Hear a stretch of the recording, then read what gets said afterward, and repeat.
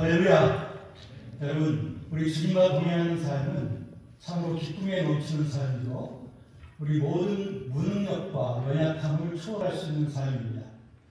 여러분, 우리가 성경을 통해서 하나님의 성령님의 역사와 그 사역에 대해서 우리가 많이 배워왔습니다.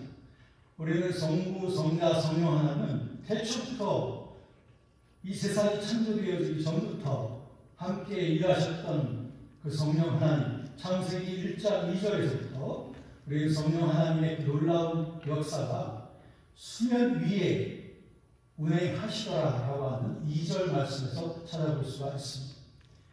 어떤 분들은 말하기를 구약 시대 때의 성령님의 사역과 역사를 얼마나 찾아볼 수 있는가, 너무나 간헐적으로 나타나지 않는가라고 그렇게 말하시는 분들이 계셔요. 하지만 우리가 성경을 자세히 살펴보다 보면 그 성령께서는 어제나 오늘이나 영원토록 동일하게 역사하시는 줄로 믿습니다. 여러분, 이 성령님의 역사는 구약 이스라엘 백성들과도 함께 하셨습니다. 이집트에서 구약 이스라엘 백성들이 이제 축복의 가나안 땅을 향해서 나왔을 때도 그때에 모세의 영도하에 이스라엘 백성들은 광야 40년 동안 그 성령님의 역사와 인도하심을 체험했습니다. 특별히 우리는 그 출애굽기 40장 말씀을 보면 거기에서 하나님의 그 구름과 불기둥이 그들의 길을 인도했던 것을 보게 됩니다. 출애굽기 40장에 보면 그 하나님의 구름과 그 불기둥이 성막 위에 떠오르게 되면 그들은 같이 진행을 하고 또 서게 되면 함께 성으로 말미암아 바로 이와 같은 구름기둥과 불기둥이 우리에게 말해준 것은 그 이스라엘 백성들은 하나님과 함께 역시 동행하는 그런 훈련을 해갔던 것을 보게 됩니다. 그들이 이제 법궤를 메고 다녔을 때도 마찬가지입니다. 법궤는 하나님의 말씀을 상징을 합니다. 즉 하나님의 성령님과 하나님의 말씀을 함께 역사하는 것으로서 말씀 없는 성령이 없고 성령 없는 말씀이 없다. 그러므로 우리 구약시대에도 우리는 이와 같은 하나님의 인도하심과 그리고 하나님의 역사심 속에서 이스라엘 백성들이 신앙을 훈련받았던 것을 보게 됩니다. 우리가 레위기 말씀에서 보면 거기에 우리에게 이스라엘 백성들을 거룩하게 하고 또 모든 하나님의 백성들을 거룩하게 하시는 그 하나님의 뜻이 잘 드러나고 있는데 그것은 바로 성령님의 역사입니다. 레위기 20장 7절 말씀을 보면 너희는 스스로 성결케 하라. 나는 너희 하나님이시라고 말씀하고 있습니다. 그 말씀을 또 베드로전서에도 같이 또 인용하기를 너희를 부르신 하나님의 그 거룩하심처럼 너희도 모든 일에 거룩한 자가 되라고 말씀하시면서 바로 성령과 동행하는 삶은 바로 the spirit of holiness, 성결의 영인 것입니다. 로마서 1장 4절에 보면 바로 성결의 영이라고 우리에게 성령님을 표현하고 있습니다. 여러분, 오늘날 우리가 다같이 불안하고 그리고 낙심하고 그리고 좌절하고 그리고 내일에 대한 그런 어떤 소망을 잃어가고 있는 시대라고 말합니다. 하지만 저와 여러분은 그리스도 예수 안에 있는 것이고 저와 여러분 속에는 거룩하신 하나님의 영신 성령께서 우리 안에 계신 줄로 믿습니다. 그 성령께서는 모든 시간과 공간도 초월하시며 못하실 것이 없는 분이시며 그 성령 하나님은 이 세상을 창조 때부터 창조하시고 운행하시는 바로 성삼위 하나님의 삼위격이신 것입니다. 그 성령께서 우리 안에 거하시기 때문에 고린도전서 3장 16절 말씀에 보면 너희는 너희가 하나님의 성전인 것과 하나님의 성령이 너희 안에 계신 것을 알지 못하느냐라고 우리에게 말씀하고 있는 것입니다. 그렇습니다. 우리는 하나님의 성령께서 가신 성전으로서 이것은 창세 때부터 우리 가운데 역사해 오셨던 그 성령 하나님을 이제 우리의 몸과 마음을 성전 삼아서 그분을 모셔드리는 그 영광스러운 시대 속에 우리가 살고 있는 것이죠. 이와 같은 놀라운 영광을 예수님이 이 땅에 지상에 오시기 전 많은 믿음의 사람들이 기대하고 또 기대했던 것이 바로 이와 같은 성령께서 우리의 몸과 마음을 성령 삼고 사는 그 마지막 시대를 기다리고 있었던 것입니다. 우리 구약성경에 오는 많은 선지자들이 에스겔, 에레미야, 요엘, 이 모든 말라기 선지자들이 다 같이 우리에게 기대를 주면서 계속적으로 희망의 메시지를 주는 것이 무엇이냐면 그 마지막 날이 되면 내가 모든 남성과 여성에게 성령을 물붓듯이 부어주리니 너희의 자녀들은 예언할 것이고 너희의 청년들은 환상을 보고 그리고 너희의 늙은이들은 꿈을 꾸리라. 할렐루야. 이 놀라운 시대가 이제 우리에게 도래하게 될 것입니다. 이 놀라운 시대를 준비하면서 세례 요한은 예수님이 오시기 전에 말씀하시기를 나는 그분의 실끝매를 들기로 감당하지 못합니다. 그분 오시면 너에게 불과 성령으로 세례를 주실 것이다 라고 하면서 예수 그리스도의 그 방임에 대해서 세례 요한이 말씀했던 것을 보게 됩니다. 예수님께서 오셔서 제일 먼저 하셨던 것은 그분이 그 공생애를 맞이하면서 제일 먼저 경험했던 것은 요단강에서 세례 요한에게 세례를 받으면서 그때 비둘기와 같은 성령의 강림이 있었던 것을 보게 됩니다. 그때 공생애를 예수님께서는 이제 성령님의 사역과 함께 시작을 하셨죠. 그런 후에 예수님께서는 광야에 이끌림을 받으셨습니다. 그때도 성령에 이끌려서 광야로 가게 되었다라고 말씀하고 있습니다. 그때부터 예수의 모든 생애는 물론 공생애 이전에도 예수님께서는 성령으로 잉태되어 주신 분이고 그때부터 성령과 동행하셨지만 그러나 예수님께서 이제 드디어 이제 공생애적인 그 성령의 강림의 경험을 하시면서 이제 마침내 우리에게 그 약속하셨던 그 모든 그 구약의 모든 선지자들이 기다렸던 그 시대를 우리에게 이제 말씀하시었던 것입니다. 이제 예수님께서 이제 공중으로 재림하시기 전 3년 동안 제자들과 함께 다니면서 그분은 자신의 삶을 3년 동안 보여주시면서 하나의 example, 하나의 본보기로서 예수님을 믿는 삶의 제자들의 삶의 본보기를 제자들에게 보여주셨습니다. 특별히 예수님께서는 이제 그분의 십자가의 죽음이 가까워 가면서 이제 드디어 마침내 새로운 시대에 대한 도래를 말씀하기 시작합니다.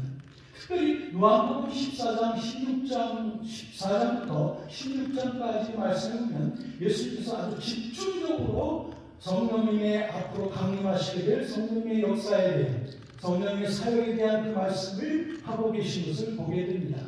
요한복음 14장 3절 보면 예수님께서 말씀하셨죠. 너희가 보혜사가 오시면 그 아버지께서 너희에게 보내실 그 보혜사가 오시면 너희를 모든 진리 가운데로 인도하실 것이다 라고 말씀하셨고 그 보혜사 성령께서 우리 안에 거하시면서 우리를 진리 가운데로 인도하실 것이라고 말씀해 주셨습니다. 요한복음 15장으로 넘어가면서 예수님께서는 포도나무와 가지와의 비유를 통해서 우리는 그리스도 예수 안에서 성령 안에서 연합되어진 그리스도인과 그 예수 그리스도와의 포도나무와 가지와의 비유를 바로 성령의 입장에서 말씀하신 것입니다. 요한복음 15장 7절의 말씀에도 보시면 예수께서 우리 안에 거하시고 우리가 주님 안에 거하면 우리가 많은 열매를 맺게 된다고 말씀하셨고요. 요한복음 15장 5절에 보면 너희가 내 이름으로 무엇을 구하면 주님의 이름으로 구하면 우리가 받게 된다고 말씀하시면서 예수님과 우리와의 성령 안에서 연합에 대해서 말씀하고 있습니다. 참 놀라운 것은 요한복음 14장의 성령에 대한 언급과 또 요한복음 16장에 보면 보혜사 성령에 대한 언급이 나오는 가운데 요한복음 15장의 그 위치는 매우 적절하고 매우 의미심장한 그런 일이 아닐 수가 없어요. 그것을 보시면 바로 성령님과 동행하는 삶의 그 가장 중심은 바로 union with Christ, 그리스도와의 연합이 있다고 하는 것입니다. 예수 그리스도를 나의 왕으로 섬기며 나는 그분의 종으로서 살아가는 삶, 그분은 나의 포도나무로 나는 그분의 가지로서 그분이 주시는 그 생명의 진액을 내가 순종함으로 믿음으로 말미암아 받아들이게 되면 우리가 많은 열매를 맺게 되는 그런 삶에 이르게 된다고 하는 것을 요한복음 15장에서 예수님께서 말씀하신 거죠. 그러면서 요한복음 16장으로 넘어가면서 예수님께서 말씀하셨죠. 내가 떠나간 것이 너에게 유익하다. 내가 떠나가지 않으면 보혜사가 너에게도 오리지 않겠지만 내가 떠나가면 내가 그를 너에게로 보낼 것이다 라고 말씀하시죠. 내가 너희를 고아와 같이 버려두지 아니하고 다시 너희에게 올 것이다 라고 말씀하시면서 예수님께서 부활 승천하시고 하나님 보좌 우편에 앉으심으로 하면 마침내 그 약속하신 성령의 아웃포링 오브 홀리 스피릿, 성령의 강림을 이 땅에 부어주시겠다고 하는 그 놀라운 비전을 예수님께서는 이 지상에 계실 때 제자들에게 계속해서 말씀하셨던 것을 보게 됩니다.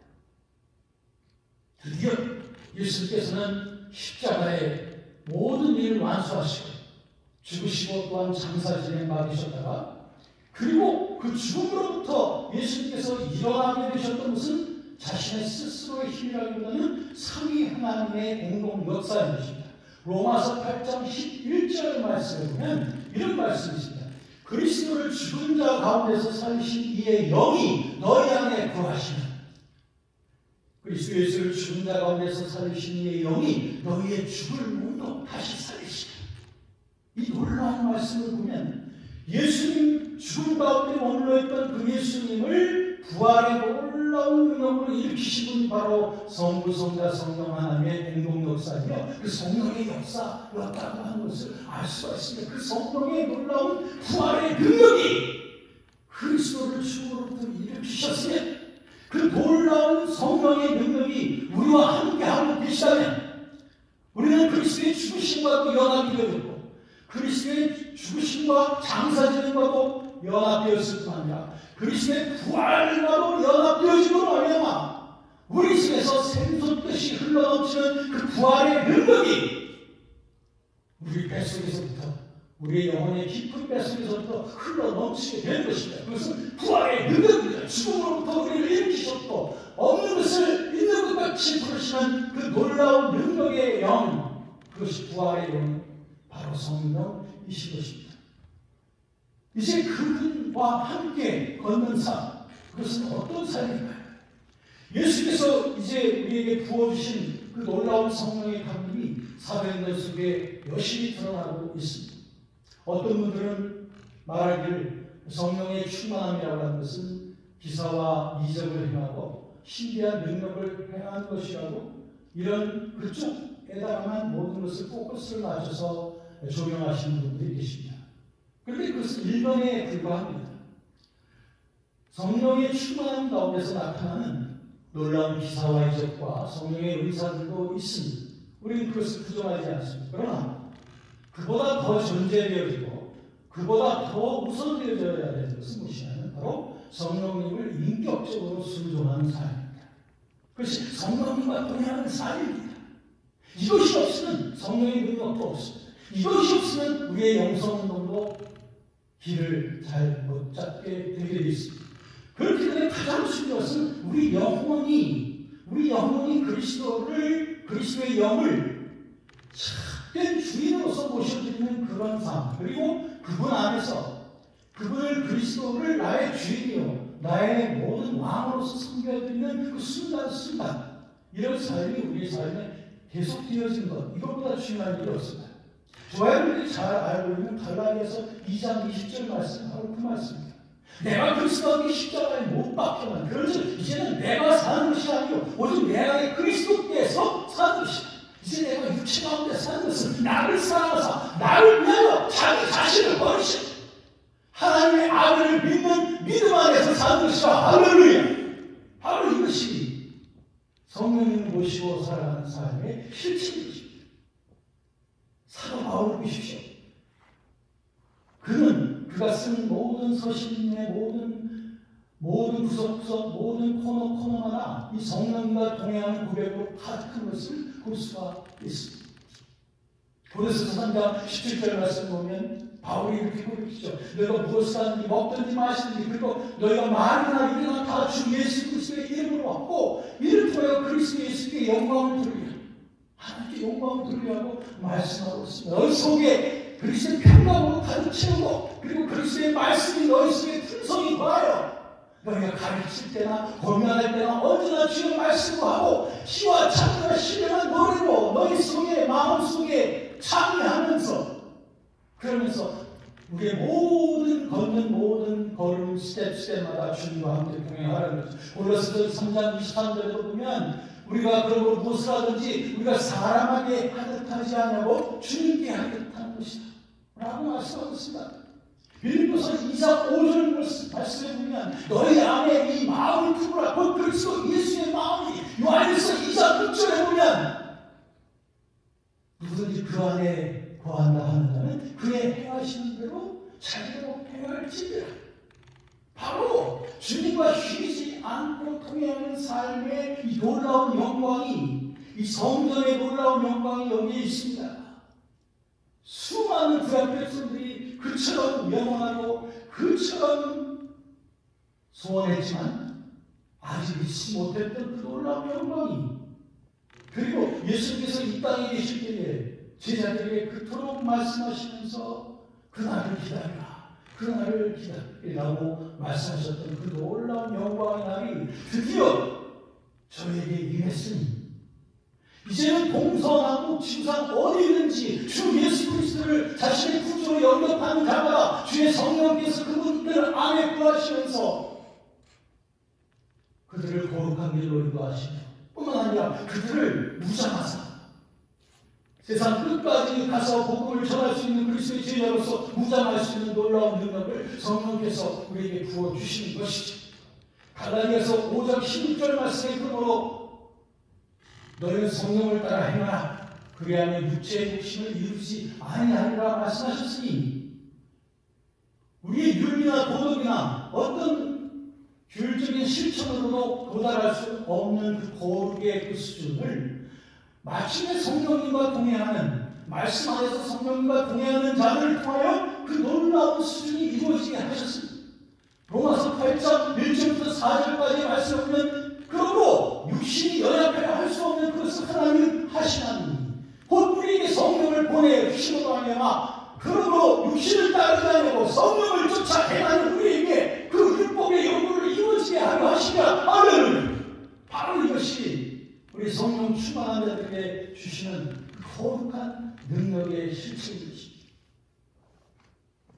갈라디아서 5장 22절 23절 여러분이 너무나도 잘 아는 말씀처럼 이렇게 우리가 성령님과 동행하며 성령의 인도하심을 따라 살아갈 때 우리 속에 사랑, 희락, 합격, 오래 참, 장량성, 충성, 온유, 절제와 같은 놀라운 그리스도의 품성이 우리 속에서 넘쳐나는 말이야. 사랑의 완성. 우리의 삶 속에서 그리스도께서 우리에게 행하라고 말씀하신 그 사랑의 완성이 바로 성령과 동행하는 사람들의 삶을 통해서 나타납니다. 이 성령의 충만함이란 바로 하나님의 말씀을 기반으로 한 것입니다. 아까 제가 말씀했듯이 하나님의 말씀이 없는 성령 충만이란 그것은 방황하는 것입니다.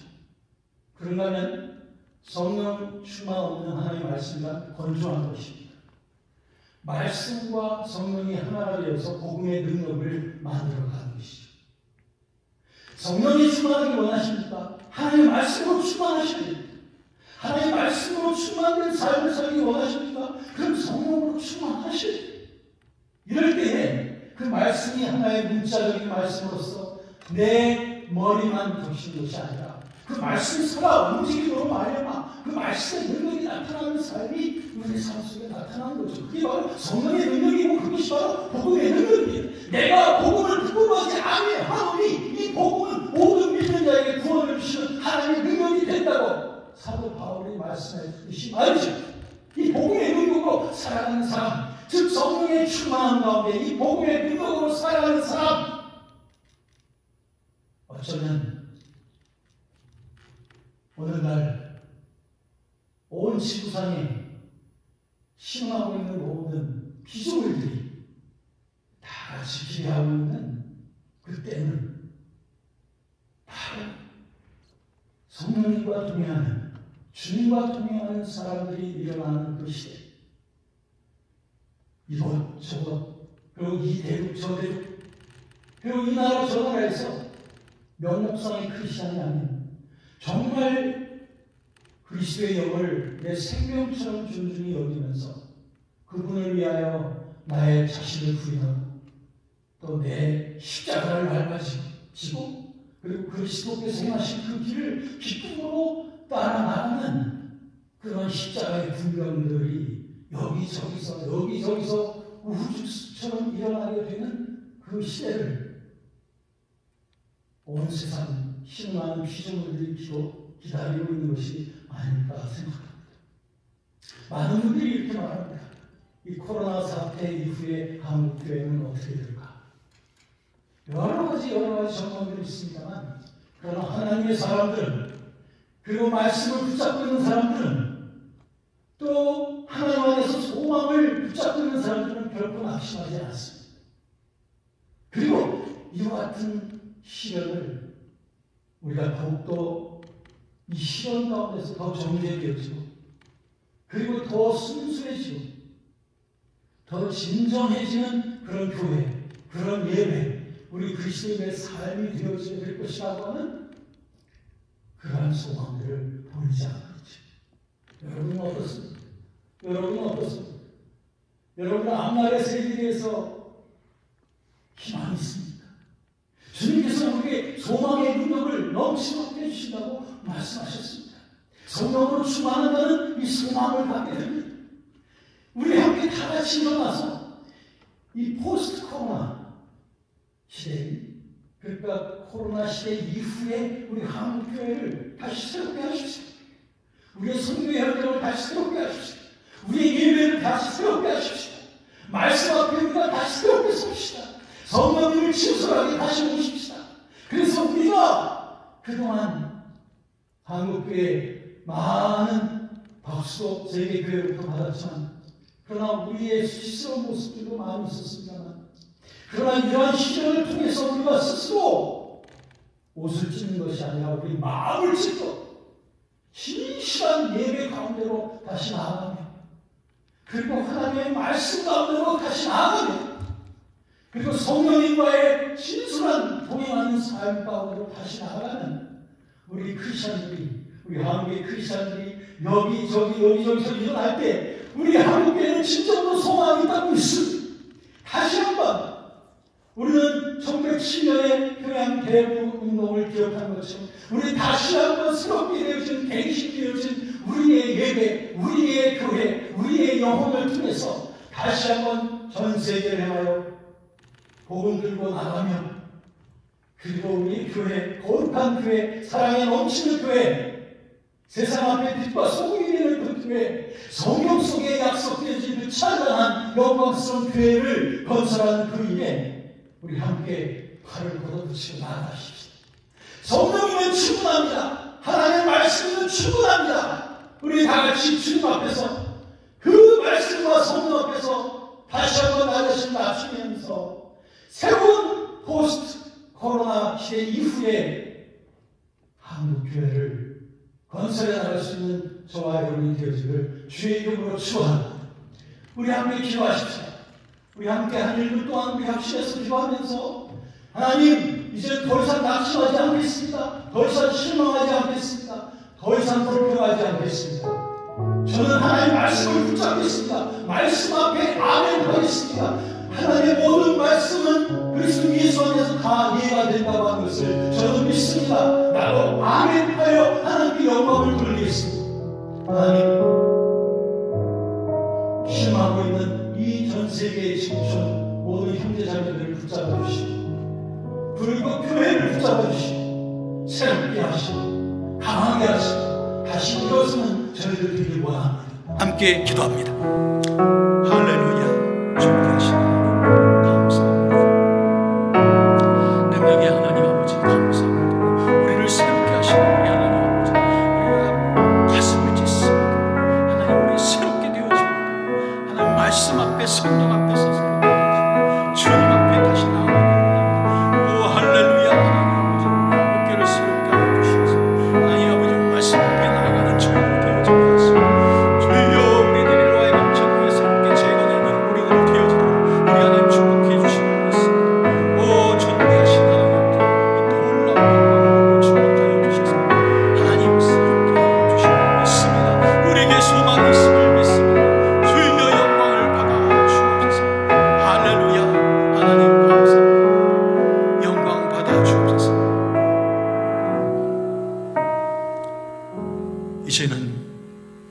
죄악에서 구속하신 주 예수 그리스도의 은혜와 하나님 아버지의 크신 사랑하심과 성령의 교통 충만케 하심이 이제 말씀의 소망을 두고 성령님과 동행하는 삶의 소망을 두고 새롭게 일어나 새롭게 우리의 한국 기독교의 역사를 새로 쓰는 그러한 장본인들이 되어지기를 원하는 우리 아름다운 신학도들 전체 위에, 그리고 이 학원 위에, 그리고 이 한반도와 그리고 한국 교회 위에, 그리고 5대양 6대주에서 신음하고 있는 우리 모든 형제자매들 전체 위에 이제부터 영원토록 함께 하시기를 축원합니다. 아멘.